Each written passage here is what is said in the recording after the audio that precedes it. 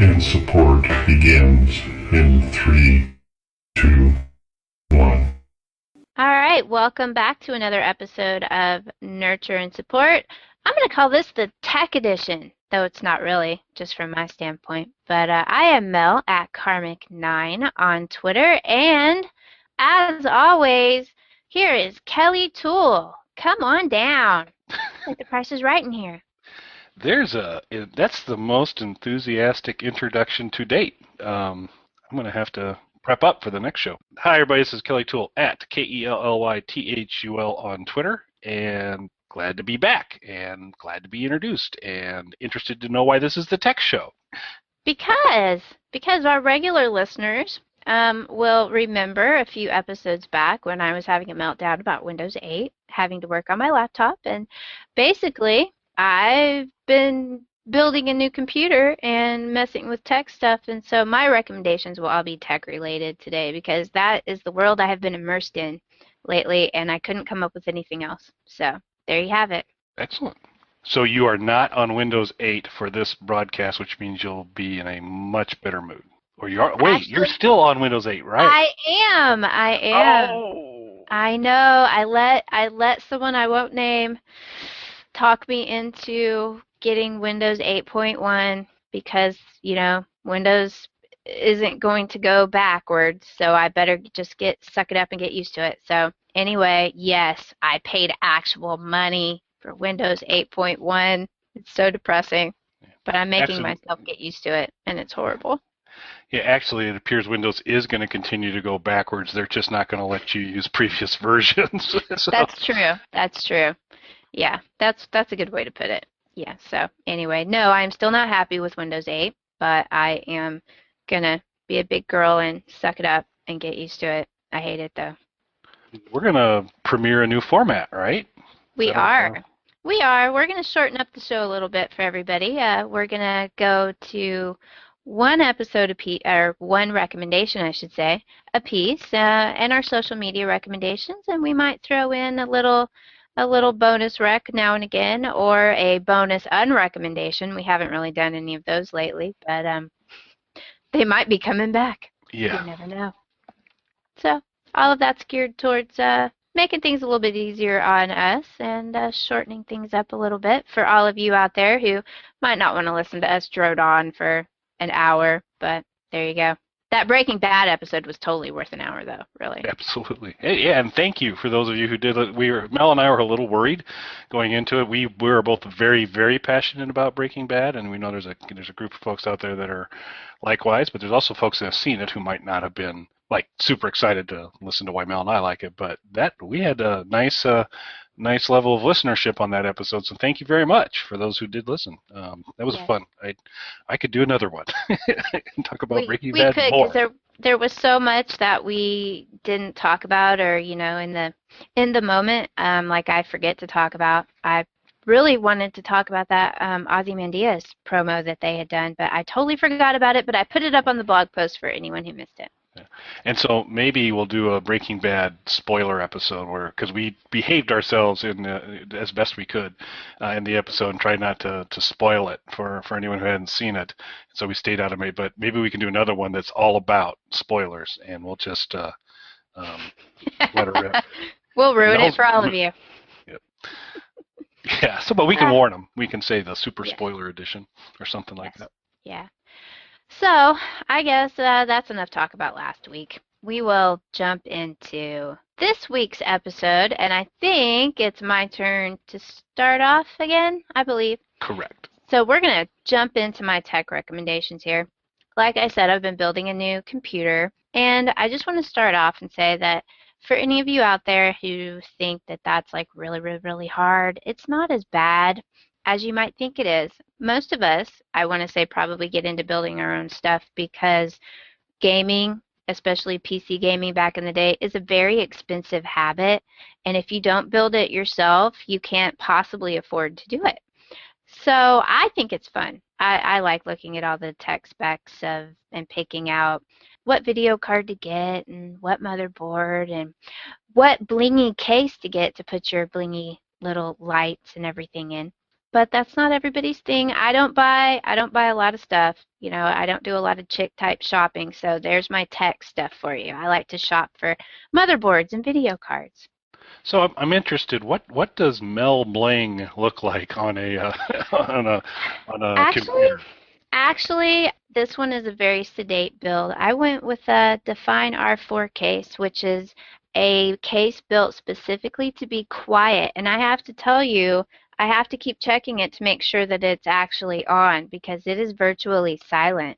It's a plain black case. I didn't even go for the one with the window on it, which is a shame because my motherboard lights up red, so Cool. you can't see it.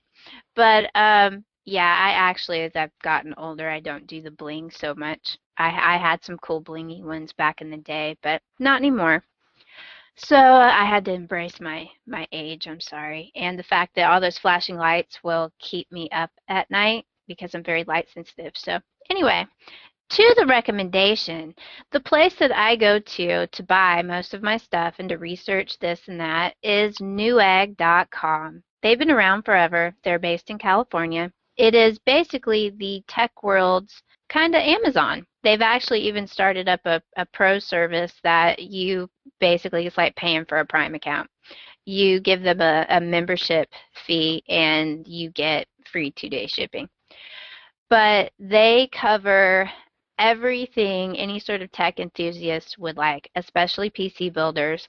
But they do cameras, phones. They've gone off and embraced everything. I think they even have like kitchenwares and stuff now. But it is a great place to go to look at not only getting pretty good deals because they have sales all the time. If you sign up for their newsletter, you'll get coupons for different things. They love to tell you when things are on sale. They'll even send you a text message every day. For me, it's at about 10 o'clock every day with that day's shell shockers going with the egg theme, where they have certain items that are on sale every day at a certain time. They're in the business of selling things, and they do a good job of helping you spend your money to buy them. But they have everything, even kitchen gadgets, which I also love kitchen gadgets too. But they sell console games, not just PC game stuff, but all the console games. They sell games, and of course, motherboards, memory, CPUs, video cards, monitors, anything that you need for a computer, Newegg will sell it. And one of the great things that they have is on a whole bunch of their products, they have, when you go to the product page, they have done a video that shows you basically a 360 of the product. They review the product. They have somebody go through all of the specs of the product and tell you why it might help you and why not. And I find since a lot of the people that shop at Newegg are tech-minded, going through the reviews there is very helpful to see the problems that other people have had with a particular piece of hardware that might impact you or give you an idea of why it might not work out for you. So Newegg is a great place to go buy hardware. I have another sort of recommendation to go with that, to go and do more research on hardware that you might be looking for, and that is a website called tomshardware.com. They do reviews on everything out there that's computer related, and they do smartphones. And the best thing about them is they have some very helpful forums if you're having trouble with a particular, like I bought a video card that is apparently not working properly. And they're a good place. Their forums are full of a lot of really knowledgeable people who can help you figure out whether the problem is with the device or the problem's with your computer, things like that. You also can go run your specs if you're new at building.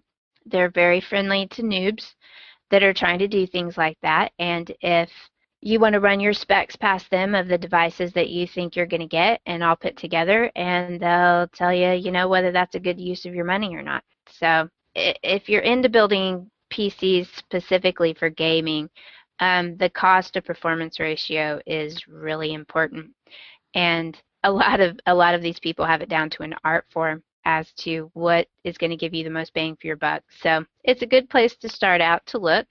if it's something that, if it's a hobby that you would like to get into, and I will warn you, it's a little bit of an expensive hobby, but in the end, it's well worth the time and the money that you put into it because I love my computer. It's like another member of my family. Newegg and tomshardware.com will help you with all of your PC building needs.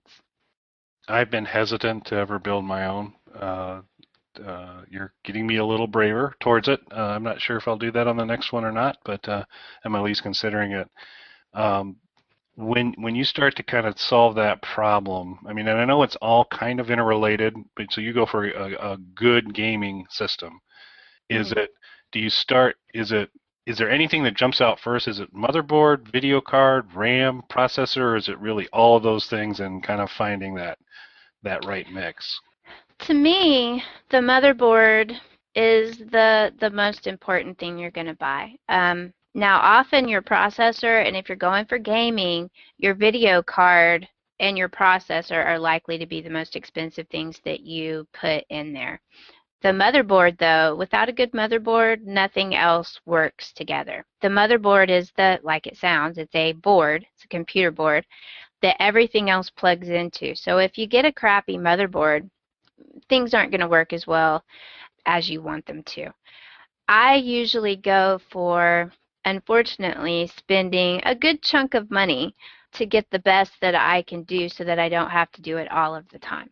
Everybody has their own method of doing it. My computers that I do this way tend to last me at least a couple of years. My last one that I'm having to replace lasted about 4 years, and I think I actually could probably get it working again. The problem is that the technology is outdated and it's hard to find some of the old stuff that I need to put into it, and at that point you sometimes have to pay a whole lot to get that really old stuff because it's hard to come by, and I can't stand spending that kind of money to buy something that isn't very tech savvy these days.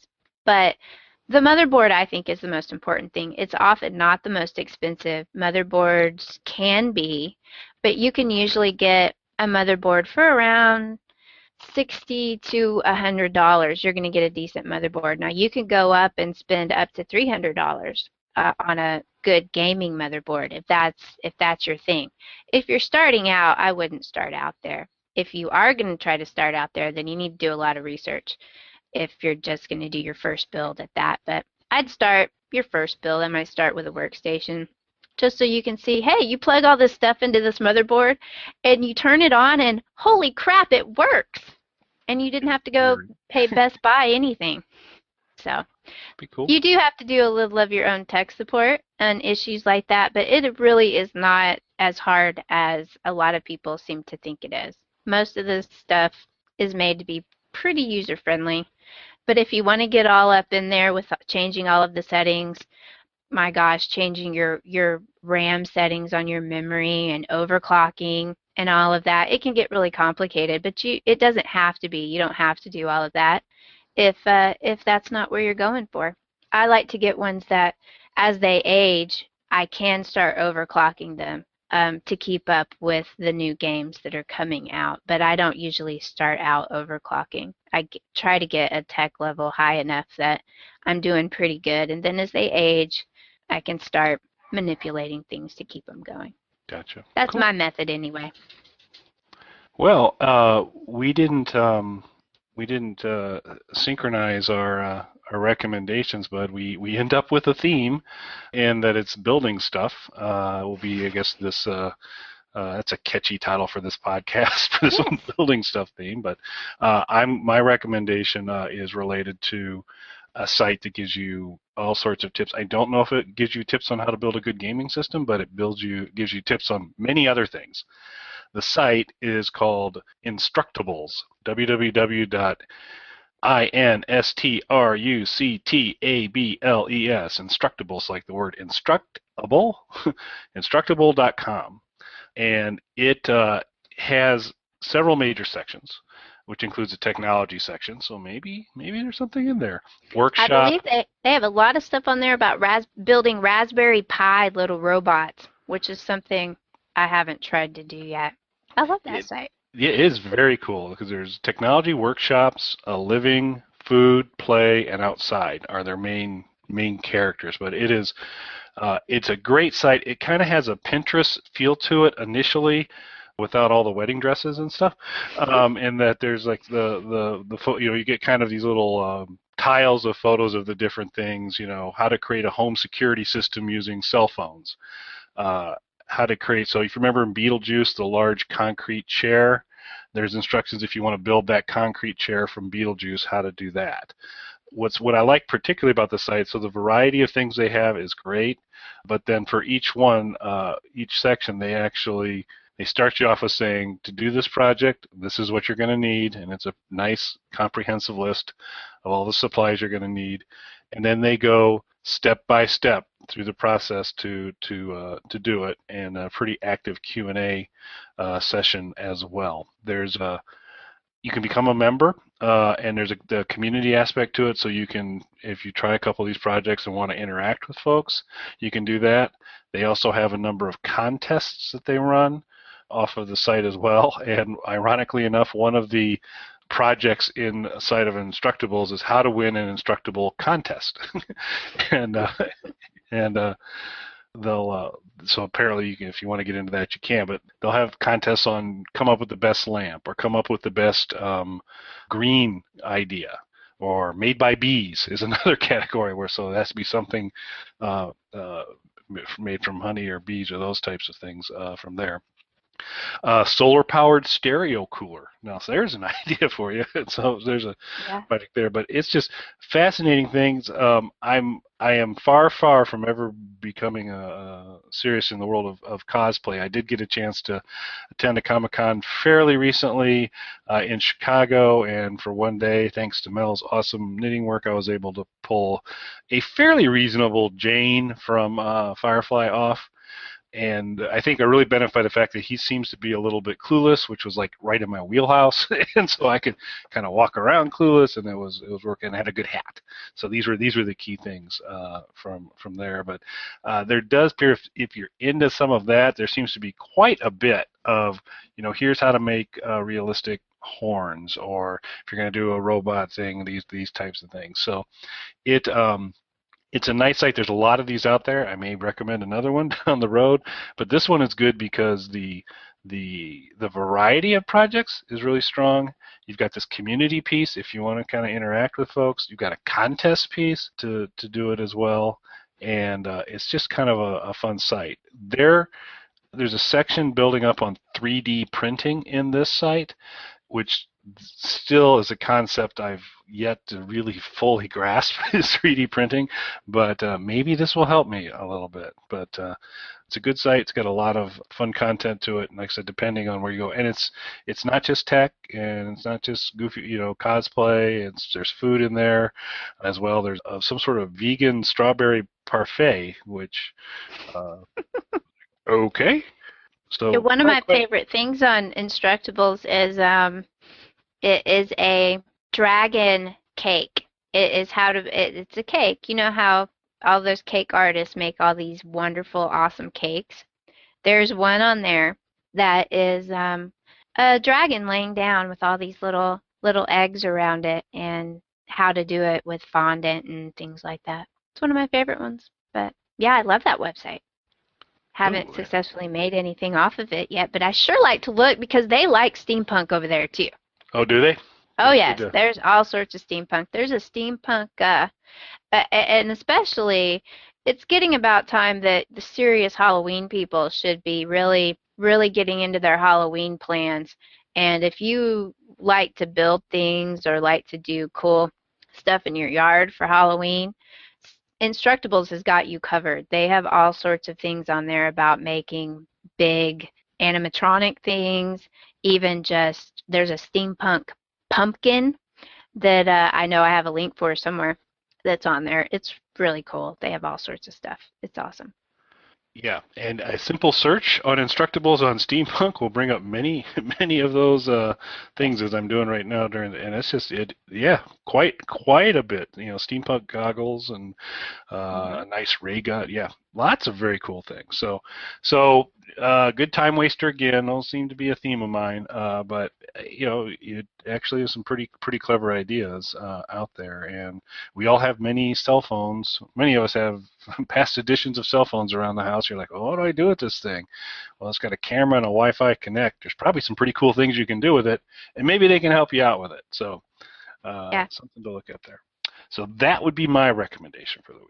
All right, yeah, I like that. Especially some of the people have like videos to go along with their stuff, but if YouTube videos don't really give you enough explanation sometimes for things, they give you step-by-step written out directions. So if that's your thing and you understand better that way, then Instructables is most definitely for you. It's a great website. I'm glad you brought that up. See, I forget about these things. I sit there and go, I don't know what to recommend this week. And there you go. You come across one of my favorite websites. Cool. Yeah, boy, they do have a serious amount of steampunk. I know they love steampunk over there. I love looking at all of it. I'm not very good at making any of it. And someday, if I ever win the lottery, of course, I'd have to play to win. I want a 3D printer because that just intrigues me. I'm gonna make all sorts of things.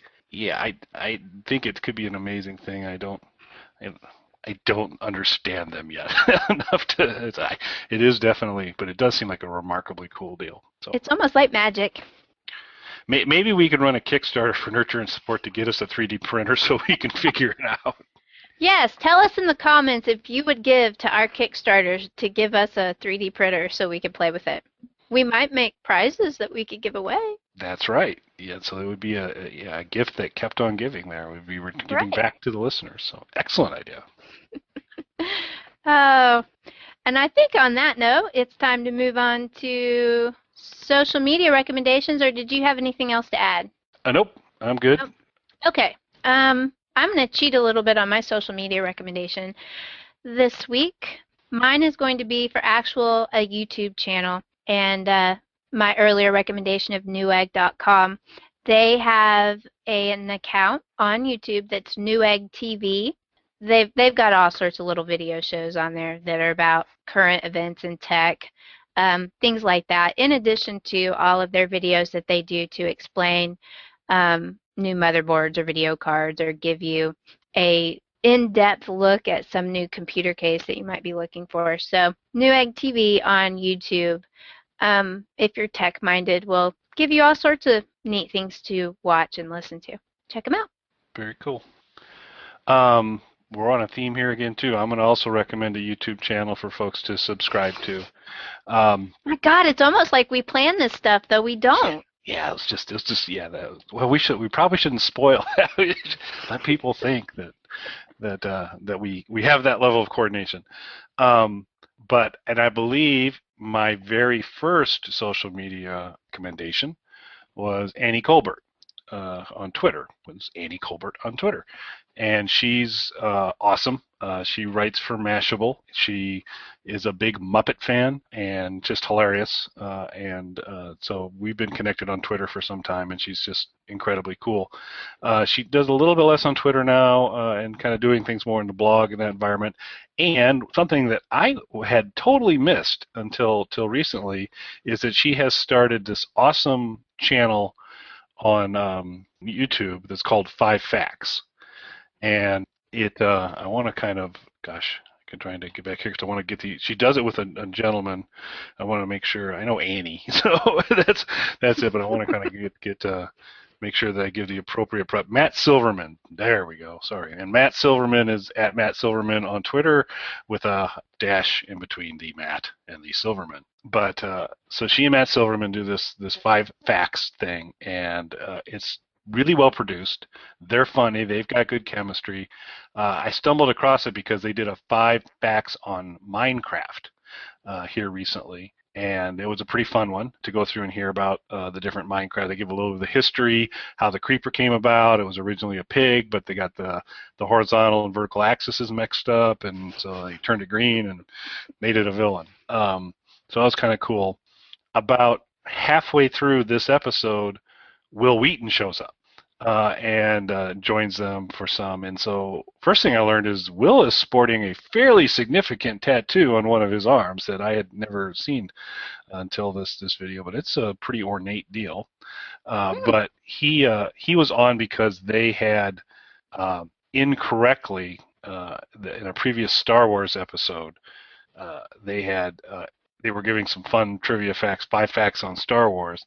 One of the facts they gave was that Yoda's species was never named, and he was the only one of his species ever to appear in the Star Wars movie canon so far, which Twitter blew up and YouTube blew up saying, what about Yaddle? Because you may not remember from Phantom Menace, because a lot of us are blocking a lot of Phantom Menace out of our minds, but the early Jedi Council featured another Yoda species, apparently a female, named Yaddle, who I don't believe even had any lines, but she was sitting there in the first Jedi Council that we saw in Phantom Menace. So Will came on because go ahead. Yeah, they're probably like me, though, and they like to pretend that all of those movies didn't happen. See, Star Wars started in Episode 4. Yeah, and then we'll have to see if we can continue on after Episode 7, or 6. Yeah. Hopeful 7s. I still think there's a chance that this is going to be pretty awesome. So I'm hoping so. I'm we'll, hoping so. But I had high hopes for the others too, and it didn't work out. Yeah. So we'll see. Hopefully they will. But this 5 facts is really, really great. It's fun stuff. A wide variety of topics. The how to impress your friends. More on Will Wheaton and the science of Star Trek. They've got all sorts of 5 worst gifts ever, and so like I said, but it's a fun one. They're both they both acquit themselves very well on camera. Good chemistry between them, and it's a fun thing. And the videos, they're running 4 to 6 minutes. I mean, they're not long. So cool. That would be my social media recommendation. All right, I will have to go check those out. I saw you do the link for the Minecraft one, and I haven't watched it yet, so that's funny. I will go watch. And I think that concludes our new format, folks. So love it, hate it. There you go. You can feel free to tell us about it in the comments. There you go. Or hit us up on Twitter. We will now insert Matt's lovely contact information for how everyone can get in touch with us, because, see, we're getting ready to forget that even exists anymore because Matt does it now. You can contact us on our website, nurtureandsupport.net. or email us at nurtandsupp@gmail.com. That's NURTANDSUPP@gmail.com. Or tweet us at nurtandsupp on Twitter. Thanks, Matt. And it was worth every penny. Yes, it was. So we will talk to y'all next week, folks. Thanks for listening. Nurturing and supporting. Darn it.